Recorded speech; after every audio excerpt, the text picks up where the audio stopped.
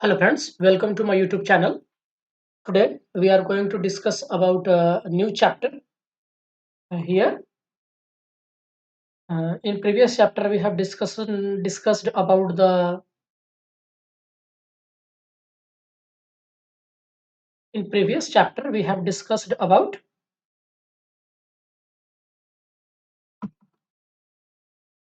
rotational motion. Now here we come across moment of inertia, a new chapter. तो moment of inertia के बारे में बात करने से पहले हम थोड़ा सा बात कर लेते हैं। मोमेंट ऑफ इनर्शिया को हम रोटेशनल इनर्शिया भी कहते हैं। क्या कहते हैं? रोटेशनल इनर्शिया भी कहते हैं हम। मोमेंट ऑफ इनर्शिया को रोटेशनल इनर्शिया भी कहते हैं। रोटेशनल इनर्शिया को बारे में चर्चा करने से पहले हम थोड़ा-सा जान लेते हैं लीनियर इनर्शिया के बारे में, ताकि हम रिलेट कर पाएँ कि वास्तव में ये है क्या? लीनियर इनर्शिया क्या होता है? ठीक है? तो दोस्तों आपने पढ़ा होगा इनर्शिया के बारे में, तो कहता है कि इनर्शिया क्या है? कि किसी ऑब्जेक्ट का एक प्रॉपर्टी होता है, कहते हैं ना इनर्शियल प्रॉपर्टी। एक ऐसी प्रॉपर्टी जो ऑब्जेक्ट को जिस भी सिचुएशन में रहता है, उसी सिचुएशन में बनाए रखता है, जब तक कि उस पर कोई एक्सटर्नल फोर्स न लगे। तो कहता है कि the state of an object which remains in that state unless or until if an external force is applied on it to produce some acceleration।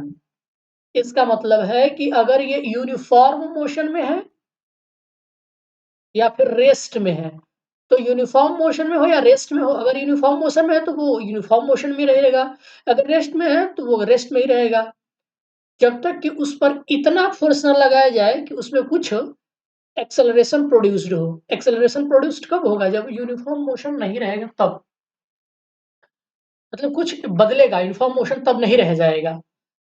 तो रेस्ट में से ऑब्जेक्ट मोशन में कब आएगा? जब उसपे कुछ फोर्स लगेगा, इतना फोर्स लगेगा कि ताकि उसमें कुछ एक्सेलरेशन प्रोड्यूस्ड हो। तो एक्चुअली जो लीनियर इनर्शिया है वो क्या बता रहा है? वो बता रहा है कि हम इस पे कितना फोर्स लगाएँ कि इसमें रिक्वायर्ड एक्सेलरेशन प्रोड्यूस्ड हो, कुछ एक्सेलरेशन प्रोड्यूस्ड हो। तो उसको हम कहते हैं लीनियर इनर्शिया। ये एक्चुअली हमें बताता है कि हमें कितना उस ऑब्जेक्ट के ऊपर फोर्स लगाना है जिससे कि उसमें कुछ एक्सेलरेशन प्रोड्यूस्ड हो, ये हमें बताता है। और जनरली हम इसको मास किस पे डिपेंड करता था? ये मास पे डिपेंड करता था। इसका मतलब है कि किसी ऑब्जेक्ट का मास जितना ही ज़्यादा है, उसपे उतना ही ज़्यादा फोर्स लगाना पड़ेगा एक्सेलरेशन प्रोड्यूस करने के लिए। तो लीनियर इनर्शिया किस पे डिपेंड करता था? मास के ऊपर। जिसका जितना ज़्यादा मास होता है, उसकी इनर्शिया उतनी ज़्यादा होती है। राइट? No doubt? किसी को समझ में कोई दिक्कत नहीं? एक बार मैं फिर कह देता हूँ कि लीनियर इनर्शिया क्या होता है? ये हमें बताता है कि हमें किसी ऑब्जेक्ट को, अगर वो यूनिफॉर्म मोशन में है या अगर वो रेस्ट में है, तो उसके सिचुएशन को चेंज करने के लिए कितना फोर्स लगाएँ हम। ये सिंपली लीनियर इनर्शिया है। अब इसी चीज़ को आइए हम लेकर आते हैं रोटेशनल मोशन में। तो यहाँ पर जो इनर्शिया होगा लीनियर मोशन था तो लीनियर इनर्शिया, अब यहाँ रोटेशनल मोशन है तो हम लोग रोटेशनल इनर्शिया कह सकते हैं, नो डाउट। चलिए देखिए, तो यहाँ भी सेम चीज़ है कि अगर कोई ऑब्जेक्ट किसी फिक्स्ड एक्सिस या किसी फिक्स्ड पॉइंट के अबाउट अगर रोटेट कर रहा है, किसी एक्सिस या किसी फिक्स्ड पॉइंट के अबाउट रोटेट कर रहा है, तो कह रहा है कि ये उस पर तब तक रोटेट करता रहेगा, तब तक रोटेट करता रहेगा, जब तक कि उस पर कोई एक्सटर्नल टॉर्क ना अप्लाई किया जाए। क्या दोस्तों? वहाँ पे क्या होता था? फोर्स, लीनियर इनर्शिया में यहाँ पे क्या होगा? टॉर्क। तो जब तक इस पर कोई एक्सटर्नल टॉर्क ना अप्लाई किया जाए, कम से कम इतना टॉर्क तो लगना ही चाहिए ताकि जिससे इसमें एंगुलर एक्सेलरेशन प्रोड्यूस्ड हो सके। एंगुलर एक्सेलरेशन प्रोड्यूस्ड हो सके। इसका मतलब है कि जो मोमेंट ऑफ इनर्शिया या रोटेशनल इनर्शिया है दोस्तों, हम रोटेशनल इनर्शिया को मोमेंट ऑफ इनर्शिया भी कहते हैं।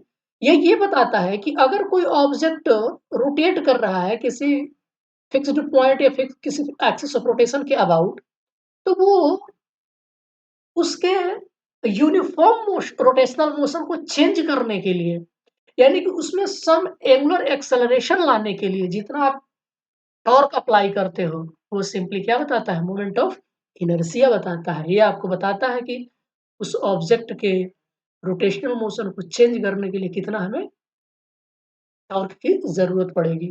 ठीक है? तो ये बताता है इनर्टनेस है, अगर ये मूव कर रहा है तो मूव कर रहा है, इसमें कोई चेंज नहीं होगा।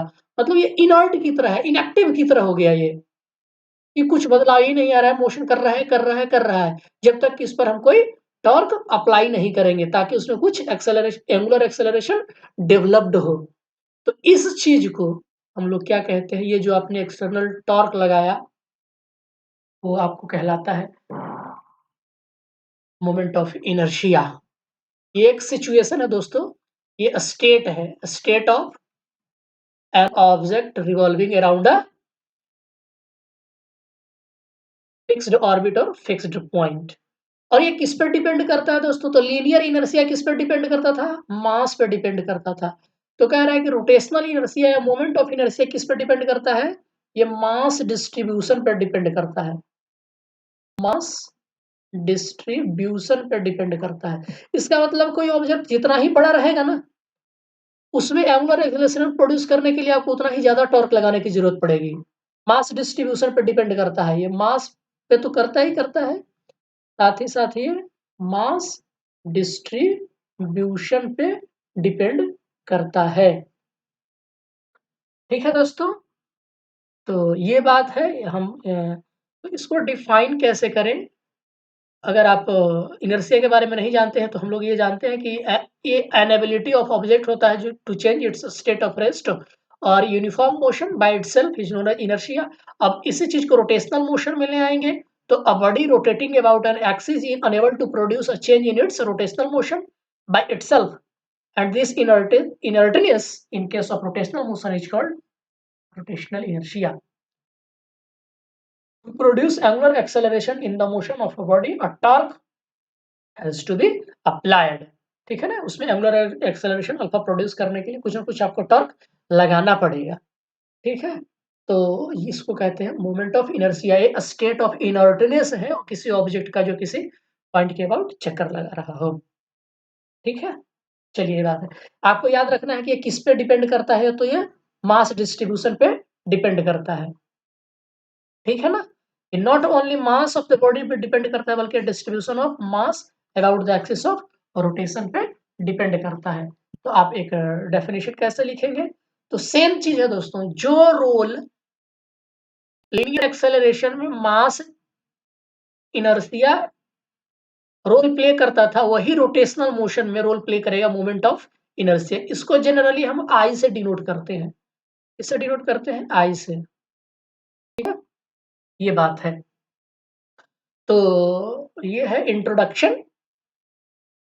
अब इसके हम थोड़ा-सा इसके बारे में पढ़ लेते हैं कि moment of inertia of rigid body क्या होता है? किसी रिजिड बॉडी के लिए हम मोमेंट ऑफ इनर्शिया कैसे निकालते हैं? ठीक है? तो आप हम सिर्फ़ आज यहाँ फ़ॉर्मूला पढ़ लेंगे, बाकी डेरिवेशन हम अगले वीडियो में करेंगे कि क्या होता है रिजिड बॉडी का, हम कैसे निकालते हैं मोमेंट ऑफ इनर्शिया।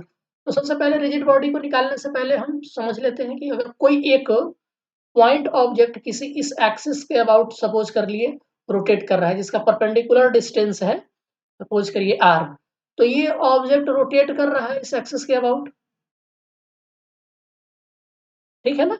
तो इसका जो मोमेंट ऑफ इनर्शिया होगा या इनर्शियल रोटेशनल इनर्शिया होगा I, वो डिफाइंड होता है इस पॉइंट मास का, पॉइंट ऑब्जेक्ट का मास और ये जो डिस्टेंस है उसका स्क्वायर, दोनों को मल्टीप्लाई कर दीजिए तो ये उसका इनर्शिया निकल आता है। ठीक है?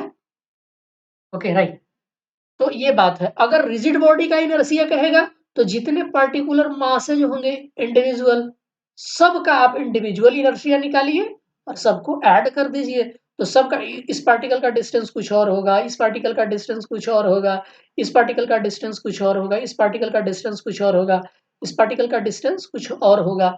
सबका आप इंडिविजुअल इनर्शिया निकालिए और I बराबर हो जाता है for a rigid body summation mi ri का square. This is the moment of inertia of a rigid body. Okay? अगर सपोज करिए कि इस टोटल सिस्टम ऑफ पार्टिकल्स का मास m है, तो I बराबर हो जाएगा आपका m summation RI y, right? तो ये है आपका रिजिड बॉडी का मास मोमेंट ऑफ इनर्शिया। तो अगले वीडियो में हम इसका डेरिवेशन देखेंगे। अगर आपको ये वीडियो पसंद आया हो तो प्लीज़ लाइक करिए, सब्सक्राइब करिए और शेयर करिए और अपना अनुभव हमें ज़रूर बताइए। वीडियो देखने के लिए आप सबका बहुत-बहुत शुक्रिया। धन्यवाद।